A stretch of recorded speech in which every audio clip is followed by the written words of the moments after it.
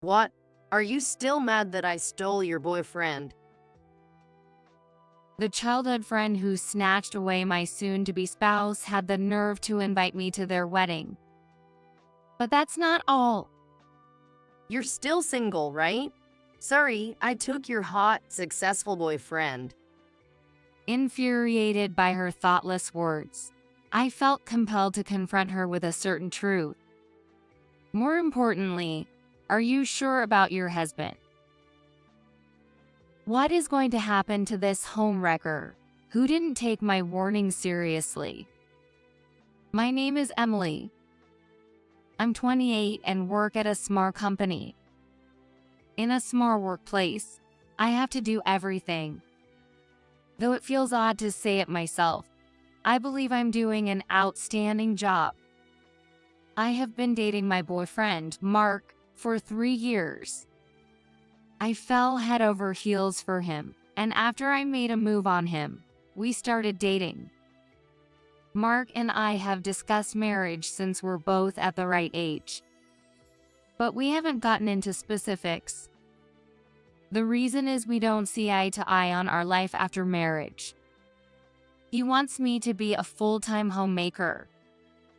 I want to continue my career. Mark has been on a straight path through school and now works at a big corporation, truly an elite. His mother was a homemaker who supported him all the way. He apparently wants me to be like his mother, who dedicated her life to her son.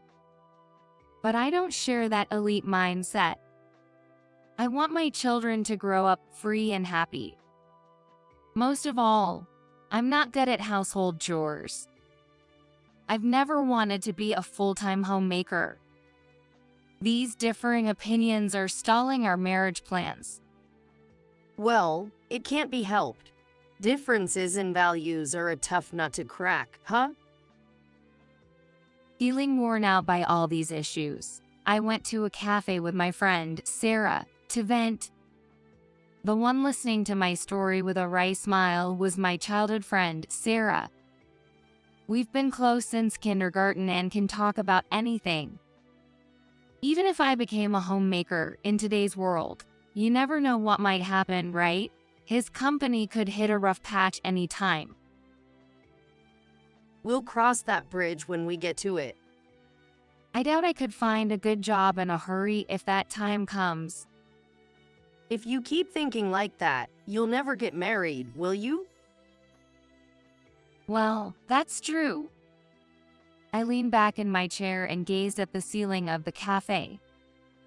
Living alone, I manage my own household, but handling chores for two would be a challenge. Even deciding on meals becomes tricky. You can't just settle for convenience store meals every day. If I'm already thinking it's a hassle with just two people, then I'm not cut out for marriage. Come on, don't say that. I'm meeting Mark later, so I'll get his side of the story for you. What? Startled by her unexpected words, I instinctively stared at her. You're meeting Mark now? Oops, didn't I tell you?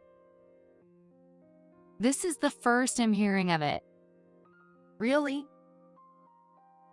My best friend said, laughing heartily. True, I had introduced Mark to Sarah, and the three of us often went out for drinks. I knew they had exchanged contact details, but I had no idea they were meeting without me. She thinks I should be joining them. As I thought about it, Sarah continued, smiling. He said there's a great seafood place he knows because I mentioned I like fish.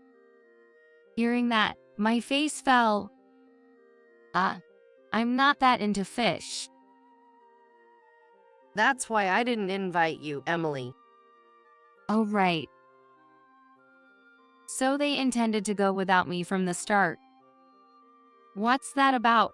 Even if we're close, going out for a meal alone with my boyfriend is just. Both Mark, who remained silent, and Sarah, who spoke so freely, seemed to lack tact. I stared intently at Sarah's face. It was clear soon after that neither had a dictionary that included the word tact. Sorry, I've fallen for Sarah. Emily, let's break up. I was speechless. Sorry about that. I just have more fun with Sarah. Mark apologized, but without any sign of remorse. I was confused by this new side of Mark, as I thought he was kind. Sarah was smiling and whined in his arm, saying, "I'm sorry." Sorry, but I can't help my feelings for him. With a refreshingly shameless smile, Sarah declared, So yeah, I'm taking your boyfriend, Emily. Sorry about that. That moment ranked as the most infuriating in my life. Without a doubt, my best friend had stolen the man I was about to marry. Damn it, so annoying. Slamming the beer mug down, I shouted. In the noisy bar, it barely made a scene. Mark didn't like these kinds of bars, and we never came together. It's been a while since I last visited. Sitting across from me were college friends, a married couple, Jake and Natalie, with mixed expressions of concern and amusement. She is really upset, huh? She looks really upset. I once envied them for being so in love and marrying early during our college years. But I was thinking I'd go at my own pace, and look what happened. I never thought my best friend would steal my boyfriend. Well, with Sarah, it kinda makes sense. What, really? Yay, Sarah has always been known for taking other people's boyfriends. What? That's new to me. Well, you wouldn't know, Emily, since Mark was your first boyfriend. Stunned, I just nodded along with Natalie's words, while Jake agreed. I've been hit on by her a few times myself. What, you too? Though they went to different universities, they knew Sarah because I introduced her. We invited Sarah to college festivals, and that's how their friendship continued. I'm sorry. No worries, I never fell for it. Only had eyes for Natalie. Jake boasted, although I apologized instinctively. Well, it just shows Mark was that kind of guy. Better you found out before marrying him. Yeah, I guess. Don't take it too hard. Look on the bright side, my friends advised, and I downed the rest of my beer. That's tasty. Another round. You're really going at it. I could never drink like this with Mark. Oh right, he couldn't handle his liquor, could he? Yeah, sort of. I nodded to Natalie's remark. It didn't matter anymore. I called the waiter and ordered another draft beer. Those two are history. Time to forget and move on to the future. Deciding this, I threw myself into work even more. After 6 months, the emotional wounds began to heal. Eventually, I stopped thinking about my ex and childhood friend altogether. But life has a way of bringing back memories unasked. Hey, Emily, how are you doing? This happened when I went back home after a while. Stepping out to buy some snacks, I heard a too familiar voice I wished to forget. It was Sarah, standing right there. Well, we might have stopped being best friends, but we were still childhood friends. Our parents' homes were close, so it was inevitable. And she, perpetually helping out at home, never really worked, always staying with her parents. But did it have to be such a coincidence? It made me curse fate. Just when my wounds had finally healed. I just want to leave this place quickly. Ignoring my thoughts, Sarah approached me in no time. What do you want? No need for pleasantries. Don't be like that. Don't glare at me. She was laughing merrily, as if she had forgotten about the incident 6 months ago. Still mad about me taking Mark? Emily, you really hold a grudge, huh? Let's forget it and be friends again. That's something the thief wouldn't say. Despite my irritation, Sarah continued laughing. Actually, I'm getting married to Mark. Oh, really? Unfazed by my cold response, Sarah kept smiling. So Emily, won't you come to the wedding? I want you to give a speech as the friend representative. She had the nerve to say that. What? We've known each other the longest, after all. Please, I'm begging you. I thought I knew her true nature, but there was still more to uncover. Shocked and dazed, Sarah then asked something unexpected. So, what about you, Emily?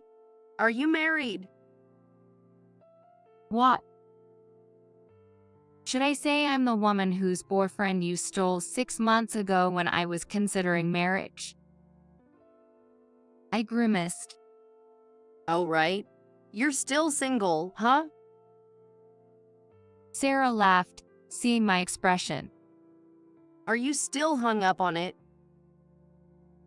What? Sorry for taking your hot, elite boyfriend. Seriously, sorry. They total waste of time. I just want to leave. Distracted, I decided to reveal something to Sarah. She didn't know about her fiancé, Mark. Hey, Sarah? Huh? Oh, if you're asking me to set you up with a guy, it's not going to happen. Everyone likes me, but I don't think you're their type. Ignoring Sarah's words, I said, more importantly, are you okay with your husband being a lightweight drinker? Huh? Sarah looked confused, wondering what I was getting at. We often went out for drinks, but he always stuck to non-alcoholic, right? Ever wonder why? He's really bad with alcohol. Yeah, Mark never drinks, does he? But that's hardly a big deal, right? Is that so? Well, just a heads up. With a meaningful smile, I turned to leave, giving Sarah a sly grin. Hey, wait. What about attending the wedding? Instead of waving goodbye, I left with a gesture, raising just the middle finger of my hand, and walked away without a word. Let's see what happens now. Sometime later, I received a call. It was Sarah. I could have blocked her number, but I kept it for amusement. I'm a bit wicked, I admit. Checking the calendar, it was the day after Sarah and Mark's wedding. Eagerly, I pressed the call button. Hello, Sarah, what's up? Why didn't you tell me? As soon as she answered the phone, there was a loud scream in her ear. I instinctively pulled the phone away, but could still clearly hear Sarah's voice. That guy. He made a scene at the reception. Really? I nodded calmly as Sarah recounted the events. Oh, really? He drank alcohol at the reception? Right? He took a sip pushed by friends and got carried away. He's weak but likes alcohol. Then what the heck? Sarah described how Mark was. He, after one drink, started chugging more and more. Initially, Sarah thought he was just flushing red and quiet, but the moment Mark's boss began his speech, Shut up. suddenly, a loud voice boomed. It was none other than Mark. as Sarah and all the attendees gasped in shock.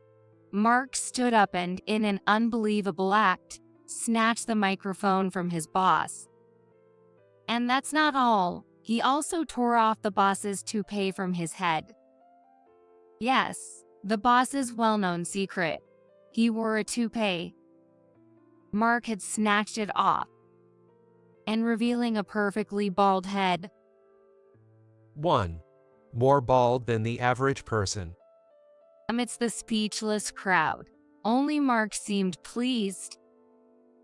2. A mysterious bald spot. Mark burst into laughter, tapping his boss's shiny bald head.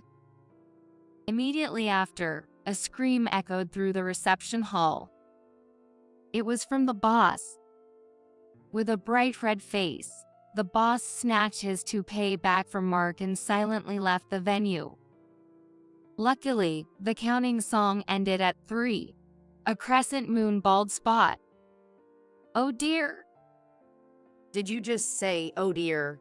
It was a mess even after that. The commotion was among Mark's company colleagues. Amidst the shouts of "What are you doing?"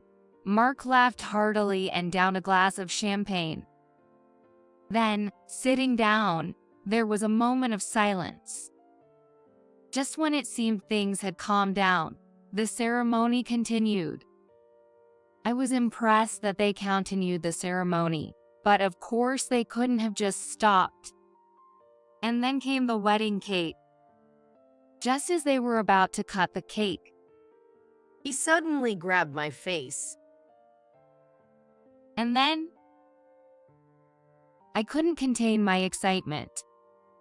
He shoved my face into the cake. Yes, the best turn of events. Awesome. Really, wow, he sure did something.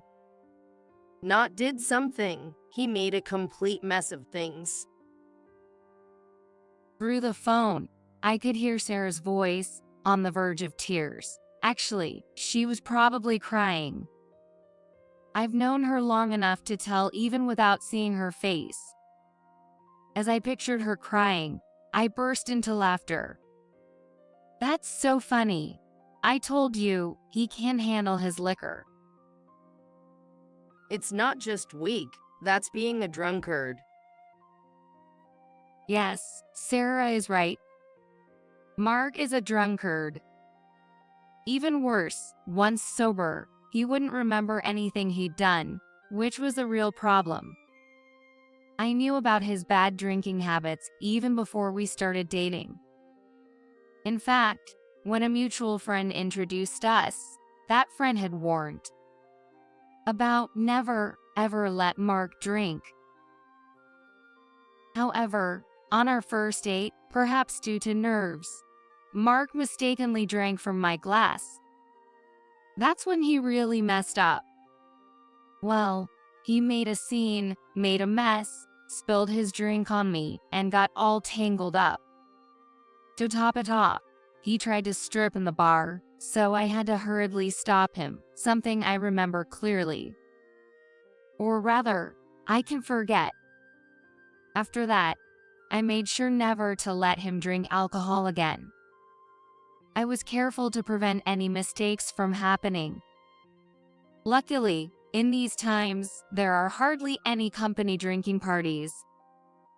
Many people drink non-alcoholic beverages, so no one forced alcohol on Mark. He himself seemed to understand that drinking was bad for him, as he consistently stuck to non-alcoholic drinks. Thanks to that, there were no problems, and things were peaceful. However, I anticipated that a wedding would be a different story. And almost no one knew about Mark's bad drinking habits. Only I and a few close old friends knew about it, but he betrayed me and had a wedding. So, none of my friends were at the ceremony. As a result, by some fluke, there was not a single person at the reception who knew of his bad drinking habits.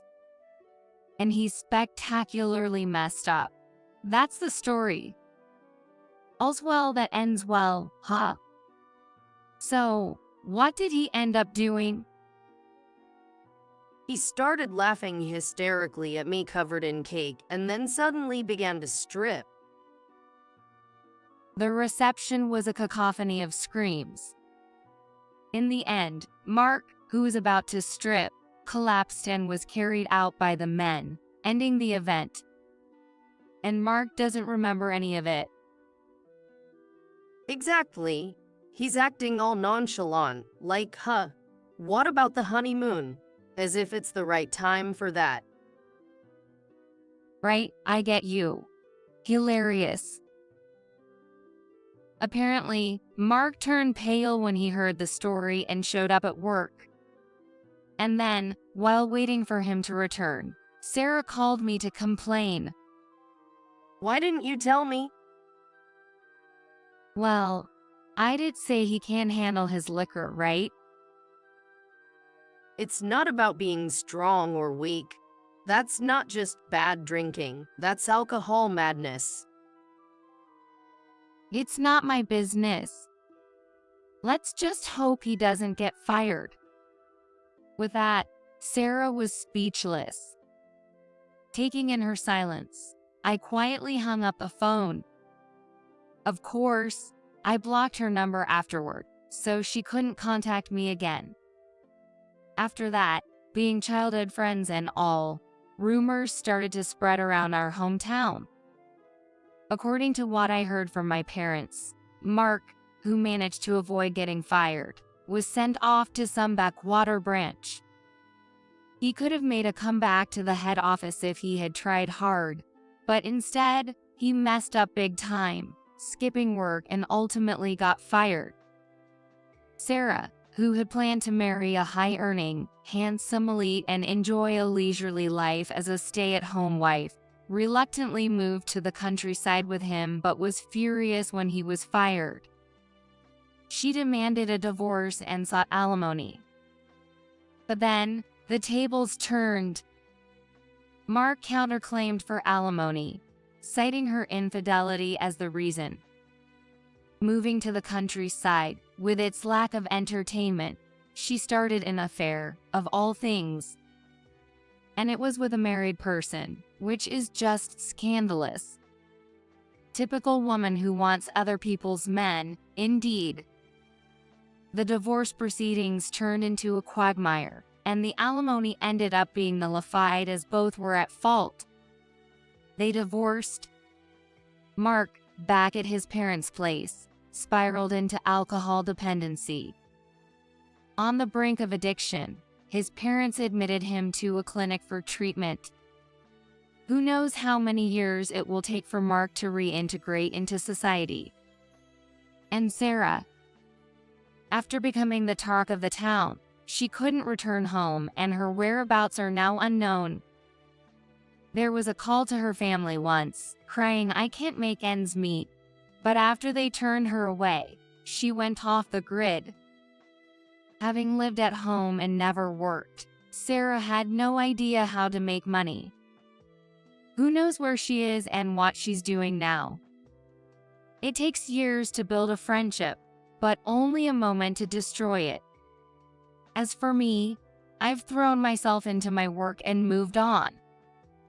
I think my luck is changing because I've met someone new. He's no high-flying elite, but he's steady at work, has a calm demeanor, and being with him feels safe. We go to bars together, and he doesn't expect me to be a stay-at-home wife. He believes men should do their share of the housework. And now, I see his nervous face in front of me. Please, marry me. I'll make you happy. His face is red as he proposes, and I sense a happy future with him.